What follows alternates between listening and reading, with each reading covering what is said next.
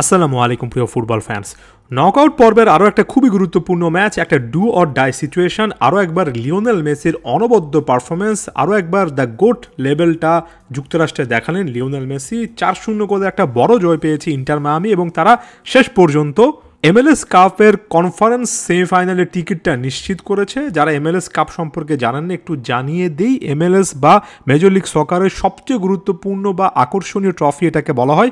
দুই কনফারেন্স থেকে শীর্ষস্থানীয় দলগুলো একে অপরের সাথে খেলবে প্লে অফে 2-1 ব্যবধানে, অর্থাৎ 3টা ম্যাচে ন্যাশভিলের বিপক্ষে দুটোতে জয় পেয়ে এই ম্যাচটা সহ ইন্টার মায়ামি কনফারেন্স অঞ্চলে সেমিফাইনালে সিনসিনাতির বিপক্ষে মুখোমুখি হবে। সেখানে কনফারেন্স সেমিফাইনাল ফাইনালের পরে যদি নিজেদের কনফারেন্সে চ্যাম্পিয়ন হতে পারে তাহলে অন্য কনফারেন্স থেকে আসা অন্য একটা দলের বিপক্ষে খেলবে এবং সেটা একেবারে টুর্নামেন্টের একদম অফিসিয়াল ফাইনাল হিসেবে গণ্য হবে। এত কমপ্লিকেটেড ব্যাপারগুলোতে যাওয়ার দরকার নেই। ইন্টার মায়ামি লিওনেল মেসি আরও একটা ট্রফি আসলে এখানে চেস করছেন এবং সেটা আসলে মেজর লিগ সকারের সবচেয়ে গুরুত্বপূর্ণ ট্রফি বলা হয়, যেটা এখন পর্যন্ত লিও মেসি ইন্টার মায়ামির ক্যারিয়ারে একটা মিসিং পয়েন্ট, ইন্টার মায়ামির ক্লাব ইতিহাসে সবচেয়ে বড় একটা মিসিং পয়েন্ট বলাই বাহুল্য।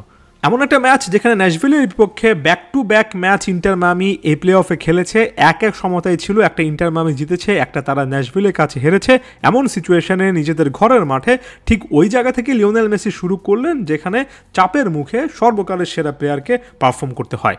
ম্যাচের 10 মিনিটে প্রতিপক্ষের ভুল থেকে বল পেয়ে দুজন ডিফেন্ডারের মাঝখান থেকে যে ক্লিনিক্যাল ফিনিশটা করে এসেছেন, একেবারে ভিনটেজ লিও মেসি ক্লাসিক্যাল ডিবক্সের এজ থেকে করা ফিনিশিং, এটা আরও একবার প্রমাণ করে যে মেসির গেম অ্যাওয়ারনেস এখনও কতটা ভালো। এখনও জায়গা মতো বল পেলে ফিনিশিংয়ের দিক থেকে লিও মেসি সত্যিকার অর্থে অসাধারণ। মাঝখানে এই MLS-এই লিগ পর্যায়ে এমন কয়েকটা ম্যাচ দেখেছিলাম যেখানে ফিনিশিং নিয়ে লিওনেল মেসি কিছুটা হলেও কি সংশয়ে ভুগছেন কিনা সেটা নিয়ে একটু ডাউট তৈরি হচ্ছিল। তবে মাত্র কয়েকটা ম্যাচ পরে গত 8-10টা ম্যাচের পারফরমেন্সে চোখ বন্ধ করে বলে দেওয়া যায় যখনই লিওনেল মেসি চান্স পেয়েছেন, এমনকি হাফ চান্সও যখন পেয়েছেন, অধিকাংশ সময়ই তিনি কিন্তু বলগুলো নেট করতে পেরেছেন।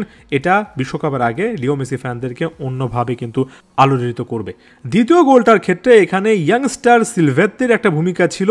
সম্ভবত জর্ডি আলবার একটা লং বল ধরেছেন, সেখান থেকে লিওনেল মেসির উদ্দেশ্যে বাড়িয়েছেন। একেবারে ক্যারিয়ারের শেষ প্রান্তে থাকা লিওনেল মেসির সাথে আন্ডার-20 দলে নজর কাড়া সিলভেত্তি ইয়াংস্টার একজনে মেলবন্ধন দেখলাম। এটা স্পেশাল একটা গোল, অবশ্যই সিলভেত্তির জন্য তার অ্যাসিস্টে স্পেশাল হয়ে থাকার কথা। তাদিও আইয়েন্দে জোড়া গোল করেছেন, তার দুটো গোলের ক্ষেত্রে লিওনেল মেসির ভূমিকা ছিল। জর্ডি আলবা যে গোলটা অ্যাসিস্ট করেছেন সেখানে তাকে আনলিশ করেছেন দুর্দান্ত একটা পাসের মাধ্যমে লিও মেসি, এবং চতুর্থ গোলটা নিজে ক্রিয়েট করেছেন, সেখানে ডিফেন্স ছেদি অসাধারণ একটা পাস যেমন বাড়িয়েছেন। তবে আমি জানি না আসলে এটার ক্লিপ পাওয়া যাবে কিনা, যেভাবে লিওনেল মেসি বলটা রিসিভ করেছেন, একটু অপেক্ষা করে যেভাবে বলটা তিনি রিসিভ করেছেন সেটাই কিন্তু প্রতিপক্ষ ডিফেন্ডারকে ছিটকে ফেলেছে। এটা বছরের পর বছর এত টপ লেভেলে খেলার একটা এক্সপিরিয়েন্স থাকলে যেভাবে আপনি বল বা গেম রিড করেন সেটার প্রমাণ। এমন একটা পারফরমেন্সের পরে নকআউট পর্যায়ের যেহেতু পারফরমেন্স, লিওনেল মেসি এখান থেকে তার দলকে নিয়ে আরও একটা ট্রফির ফাইনাল পর্যন্ত যেতে চাইবেন, এটা নিশ্চিত করে বলা যায়। যখন যে দলে খেলুন না কেন, ট্রফি জয়ের দিকে কিন্তু সবসময় একটা নজর থাকে। ব্যক্তিগত অর্জনগুলোকে ছাপিয়ে লিওনেল মেসির জন্য সবসময় এটা সবচেয়ে বড় একটা ফ্যাক্টর হচ্ছিল। সাম্প্রতিক সময় ইন্টারভিউগুলোতে সেই জিনিসটা বলেছেন। সাম্প্রতিক সময় ন্যাশভিলের বিপক্ষে একের পর এক গোল করেছেন এবং ন্যাশভিল রীতিমতো তার প্রিয় প্রতিপক্ষ হয়েছে। শুধুমাত্র ন্যাশভিল নয়, সাম্প্রতিক সময়ে গত 2 মাসের পারফরমেন্সও যদি দেখেন, যখনই মাঠে নেমেছেন একেবারে পিন পয়েন্টভাবে ম্যাচ ডিফাইনিং মোমেন্ট, অর্থাৎ যে মুহূর্তে গোল করলে দলের উপর চাপ কমে, যে মুহূর্তে গোল না করলে নয়, এমন সিচুয়েশনে লিওনেল মেসি কিন্তু গোল পাচ্ছেন। শুধুমাত্র যে গোল পাচ্ছেন ব্যাপারটা এমন নয়, গোল করিয়েও যাচ্ছেন। পুরো বছরটার যদি আপনি স্ট্যাটস দেখেন, অলরেডি 60-65 গোল প্লাস অ্যাসিস্ট হয়ে যাচ্ছে। ঠিক নাম্বারটা মনে নেই, তবে সেটা অবশ্যই 64-65 এমন একটা রেঞ্জে হবে।